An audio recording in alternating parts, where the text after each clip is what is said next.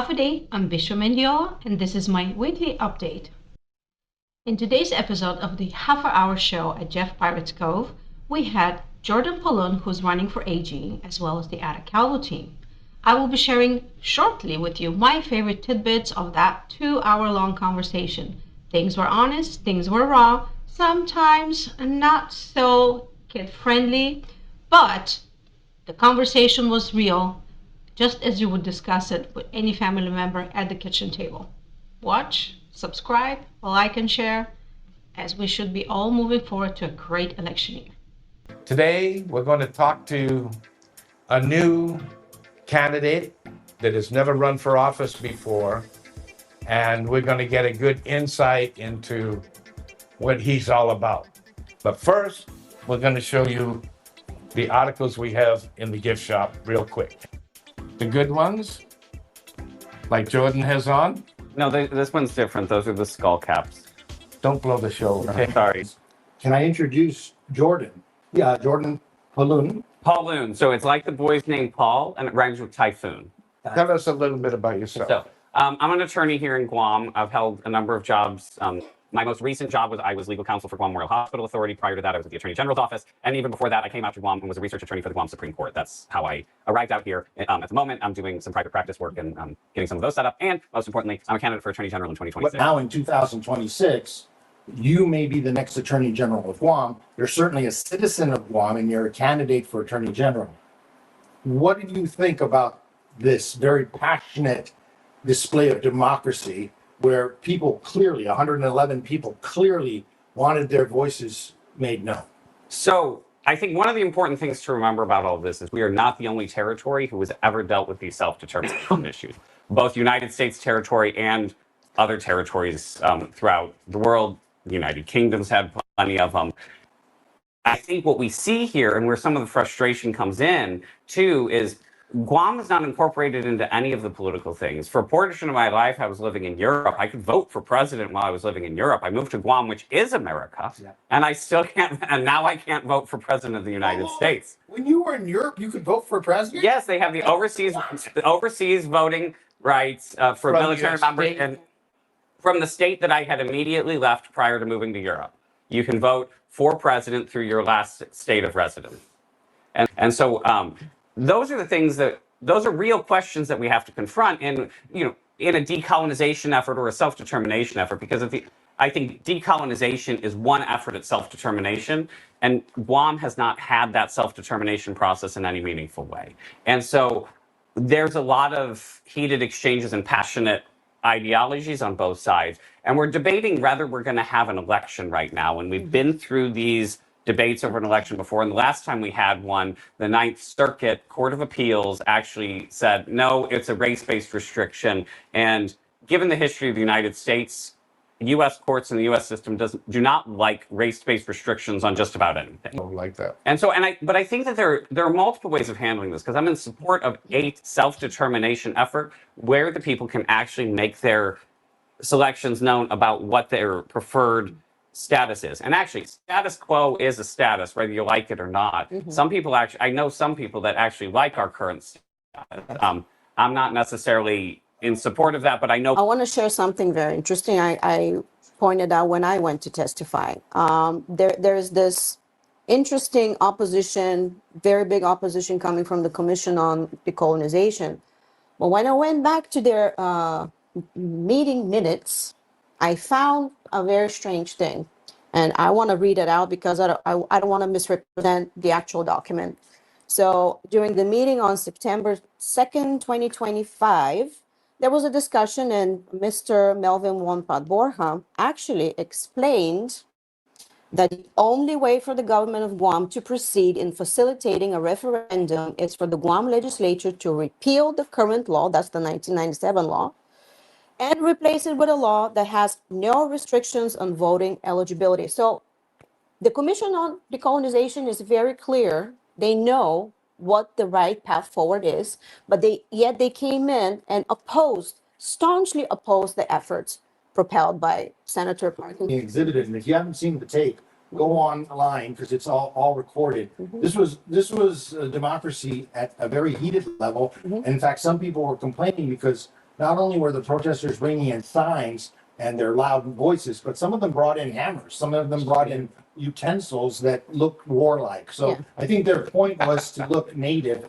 but unfortunately, it might have been a little intimidating maybe for the lawmakers and the staff down at the legislature, or somebody who was in opposition. Well, So guns are not allowed at the legislature, but spears definitely were, so. and he's not just another pretty face. He's running for attorney general. If you like what you're hearing, like, share, subscribe. And like, share, subscribe to me as well, not just them too. So you could. I don't have my website yet. This is like a shoestring operation. So,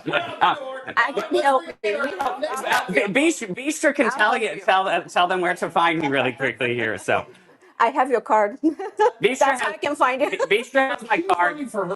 Okay, I am very recognizable as well. I think I'm quite distinct here in Guam. So if you see me in public, you see me in the donkey, you see me in a Payless, do not be afraid to come and talk to me. I am happy to come and talk to you directly, answer any questions. And then I also have a card that's going out that has my contact information on it. So if you have it from a family member or friend, please do not hesitate to get a hold of me as well.